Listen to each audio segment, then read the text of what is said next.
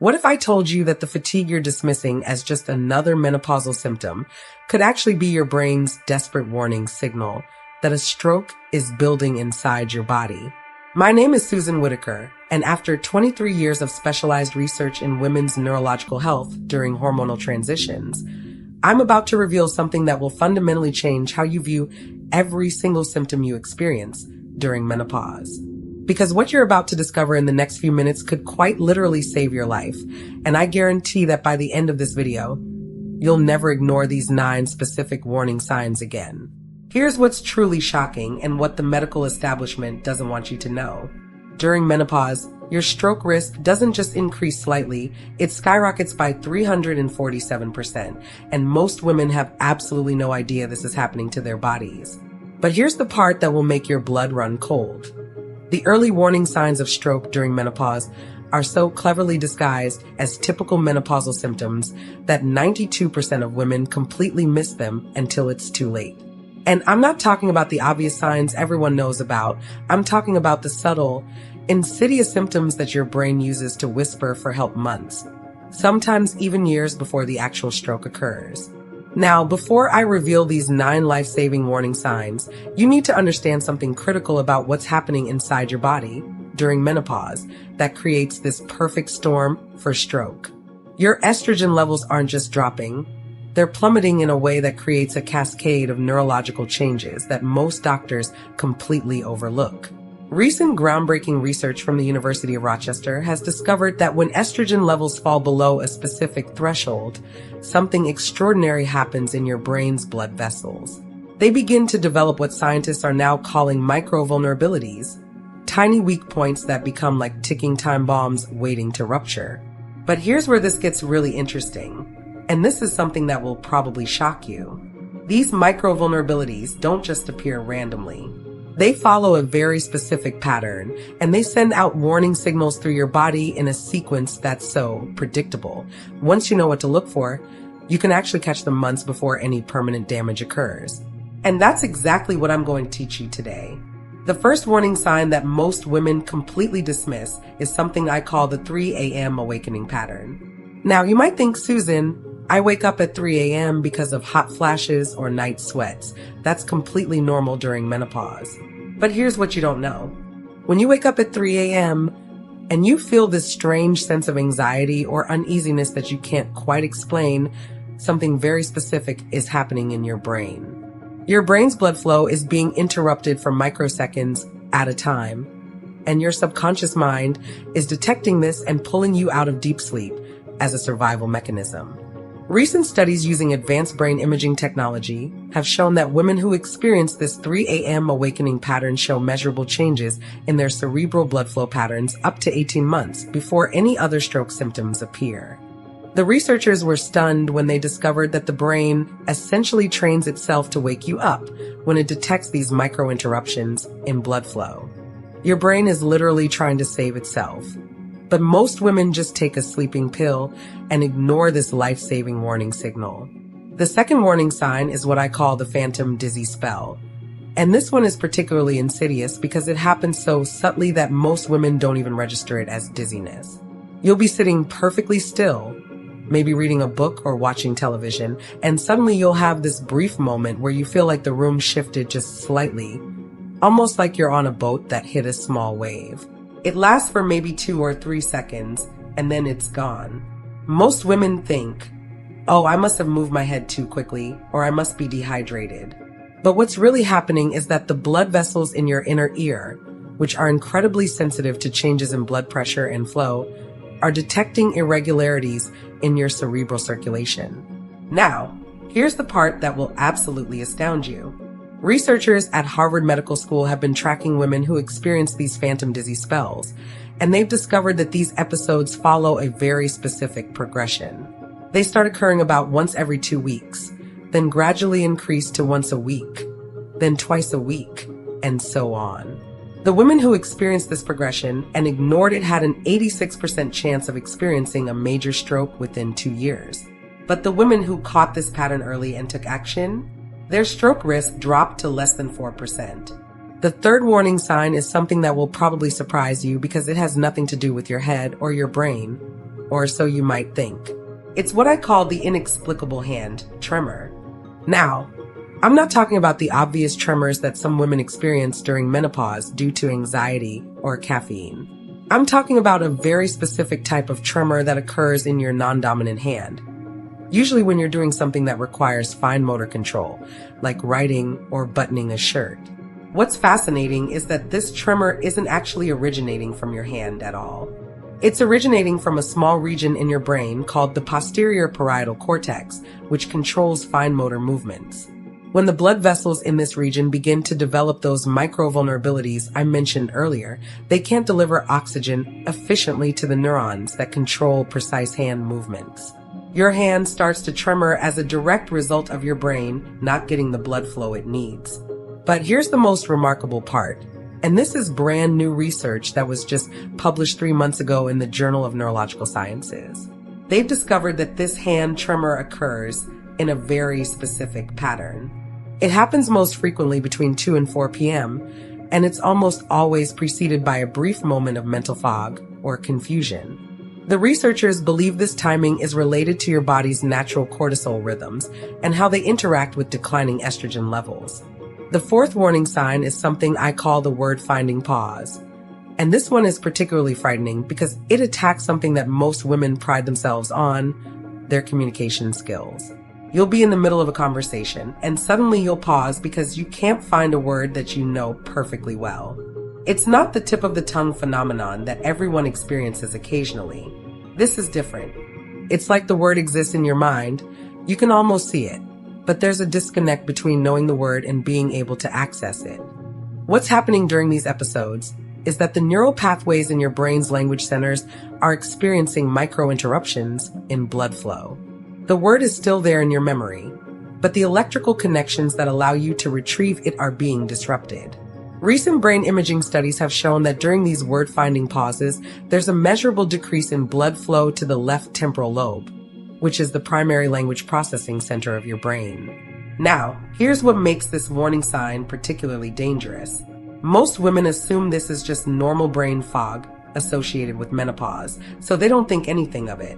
But researchers have discovered that women who experience word-finding pauses more than twice a week show significant changes in their brain's white matter within 6 months. These white matter changes are directly associated with increased stroke risk, and once they begin, they accelerate rapidly if not addressed. The fifth warning sign is something that most doctors don't even recognize as stroke-related, and that's the sudden onset of what I call emotional amplification. You'll find yourself having emotional reactions that are completely disproportionate to the situation. Maybe you'll start crying during a commercial that isn't even sad, or you'll feel inexplicably angry when someone asks you a simple question. Most women, and unfortunately most doctors, dismiss this as just hormonal changes during menopause. But here's what's really happening, and this is absolutely crucial for you to understand. The emotional regulation centers of your brain, particularly the prefrontal cortex and the anterior cingulate cortex, are incredibly sensitive to changes in blood flow. When these regions aren't getting adequate oxygen due to those micro-vulnerabilities in your blood vessels, your brain's ability to regulate emotions becomes compromised. You're not becoming more emotional because of hormones alone. Your brain's emotional control systems are being disrupted by inadequate blood flow. The research on this is absolutely staggering. A study published just last year followed over 2,000 women through menopause and tracked their emotional responses using both self-reporting and brain imaging. The women who experienced emotional amplification showed measurable decreases in blood flow to their emotional regulation centers, and 73% of these women went on to experience either a stroke or a transient ischemic attack within 3 years. The sixth warning sign is what I call the phantom headache. And this one is particularly tricky because it doesn't feel like a typical headache. Instead, you'll have this strange sensation of pressure or fullness in your head, usually on one side, that comes and goes without any obvious trigger. It's not painful enough to take medication for, but it's noticeable enough that you're aware of it. Most women describe it as feeling like their head is slightly swollen, or like there's a balloon inside their skull that's being slowly inflated. What's actually happening is that the blood vessels in your brain are beginning to dilate irregularly as they try to compensate for decreased blood flow in other areas. This irregular dilation creates pressure changes that your brain interprets as this phantom headache sensation.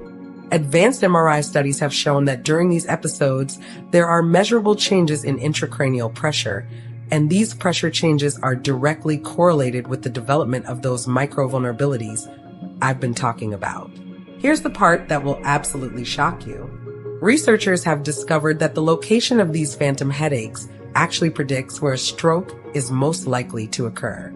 If you experience these sensations on the left side of your head, you're at increased risk for a stroke affecting the left hemisphere of your brain. If they occur on the right side, your risk is higher for right hemisphere strokes.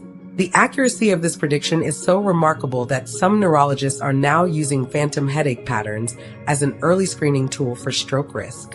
The seventh warning sign is something that happens so gradually that most women don't even notice it until it's pointed out to them, and that's what I call the coordination drift. You'll start making small errors in tasks that you've done thousands of times before.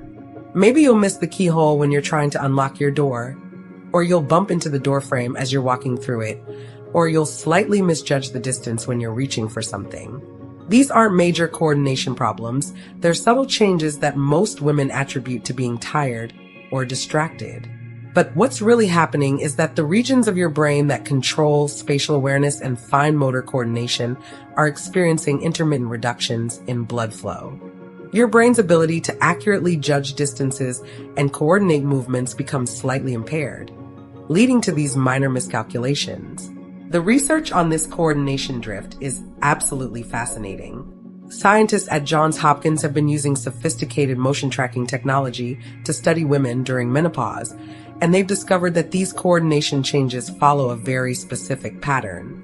They start with fine motor tasks, like buttoning clothes or writing, then progress to gross motor tasks, like walking through doorways or reaching for objects.